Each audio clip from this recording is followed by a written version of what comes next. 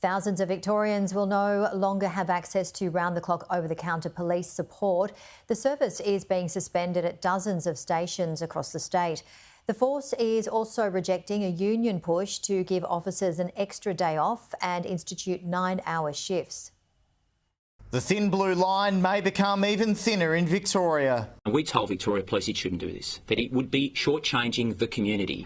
The union representing Victoria's police officers is angry at a decision to reduce operating hours at 43 police stations. Victoria Police says officers formerly rostered on reception shifts will instead be used for frontline policing duties, such as community patrols. This gives police the best opportunity to respond to urgent incidents. You know what? I'm going to be honest with you. Some of our members will call this as a benefit and say, well, that's another thing I don't have to do. We're so under-resourced at the moment.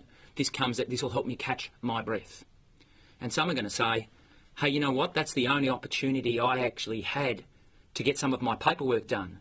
The stations closed for counter service at night are in towns across Victoria and suburbs right across metropolitan Melbourne, including Frankston on Melbourne's Bayside. This government has invested more than $4.5 billion in Victoria Police, more than any other state. So at the moment, I think what we're seeing is a negotiation for an EBA taking place. And there seems to be some big calls being made. What I'd like to see is everyone ensuring that they are negotiating in good faith. It follows confirmation in the police annual report. There are 319 fewer serving officers now when compared to 12 months ago. Spending on recruitment advertising is down 20% compared to the year prior. Well, community safety has to be the priority of the government. And what we're seeing here is some very severe crimes that are occurring in Melbourne, across Victoria.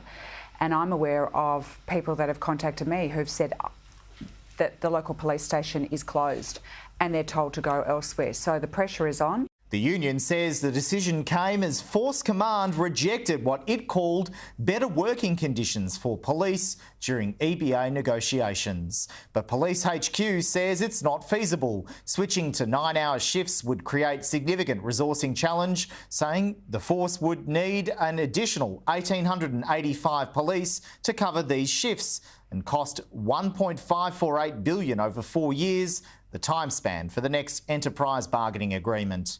Those EBA negotiations aren't the only ones having an impact on Victoria's budget bottom line. Agreements are still being negotiated for firefighters and other frontline workers and public servants, and lengthy disputes, such as the police talks, are having the potential to turn bitter. We're in the early days for the public service agreement, which covers roughly about 45 separate agencies in the public service. Those discussions are starting. The key for us in terms of negotiations is whether the government is going to hold hard and fast to a wages policy that, when you look at it, does not add up in the context of current cost of living. The Victorian government was contacted for comment. Simon Love, Sky News, Melbourne.